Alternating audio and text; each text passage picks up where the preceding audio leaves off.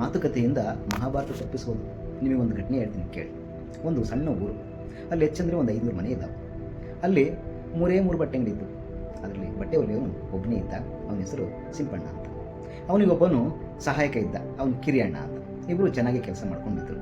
ಒಳ್ಳೆ ಕೆಲಸ ಆಯಿತು. ಅವನು ಹುಷಾರಾಗಿದ್ದ, ಕೆಲಸ ಕಲಿತಾ ಇದ್ದ. ಆದರೆ ಅವನು ಸಿಂಪಣ್ಣ, ಅವನ ಸಹಾಯಕ ಬೆಳೀತಾ ದೊಡ್ಡವನಾದ. ಮದುವೆ ಮಾಡಬೇಕಾಯಿತು. ಅವನ ಸಿಂಪಣ್ಣನ ಆಶೀರ್ವಾದ ತೊಗೊಂಡು ಮದುವೆ ಆದ. ಅವನಿಗೆ ಮದುವೆ ಆದಮೇಲೆ ಸಂಬಳ ಸಾಕಾಗಲಿಲ್ಲ.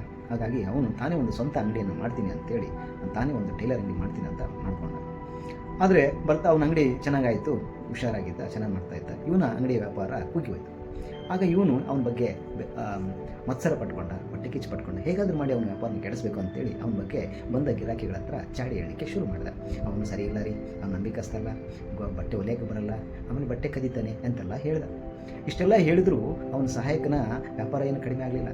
ಬಂದು ಜನಗಳು ಇವನನ್ನು ಕೇಳಿದರು, ಅಲ್ಲಪ್ಪ ಅವನು ಕೆಟ್ಟವನಾಗಿದ್ದರೆ ಇಷ್ಟು ವರ್ಷ ನಿನ್ನ ಹತ್ರ ಹೇಗಿದ್ದ ಅಂತ ಕೇಳಿದರು. ಈಗೆಲ್ಲ ಅಂದ ಮಾತುಗಳೆಲ್ಲವೂ ಅವನ ಕಿವಿಗೆ ಬಿತ್ತು. ಆದರೆ ಅವನು ಮಾತ್ರ ತನಗೆ ವಿದ್ಯೆ ಕಲಿಸಿದ, ಕೆಲಸ ಕೊಟ್ಟು ತನಗೊಂದು ಜೀವನಕ್ಕೆ ದಾರಿ ಮಾಡಿಕೊಟ್ಟಂಥ ಗುರು ಅಂತೇಳಿ ಅವ್ರು ನನ್ನ ಬಗ್ಗೆ ಆ ಮಾತು ಹೇಳಿಕ್ಕೆ ಸಾಧ್ಯನೇ ಇಲ್ಲ. ಅವ್ರು ನನಗೆ ಅನ್ನ ಹಾಕಿದವರು, ಕೆಲಸ ಕೊಟ್ಟವರು, ಒಂದು ವೇಳೆ ಅಂದರೂ ಕೂಡ ನನಗೇನು ಬೇಜಾರಿಲ್ಲ, ಅದು ನನಗೆ ಆಶೀರ್ವಾದ, ಒಳ್ಳೆಯದಾಗ್ತದೆ, ಅವ್ರು ನನ್ನ ಗುರುಗಳು ಅಂತ ಮಾತಾಡೋದಿಲ್ಲ ಅಂತ ಹೇಳಿದ.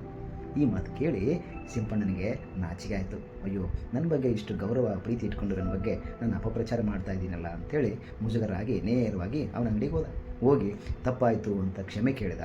ಆದರೆ ಅವನೇ ಇವನ ಕಾಲಿಗೆ ಬಿದ್ದು, ಇಲ್ಲ ಗುರುಗಳೇ, ಏನೂ ಈ ತೊಂದರೆ ಇಲ್ಲ, ನೀವೇನು ಆ ಥರ ಭಾವಿಸ್ಕೋಬೇಡಿ ಅಂತ ಹೇಳಿದ. ಕೊನೆಗೆ ಭಾಳ ಹೊತ್ತು ಮಾತಾಡಿದಾದಮೇಲೆ ಒಂದು ನಿರ್ಧಾರಕ್ಕೆ ಬಂದರು.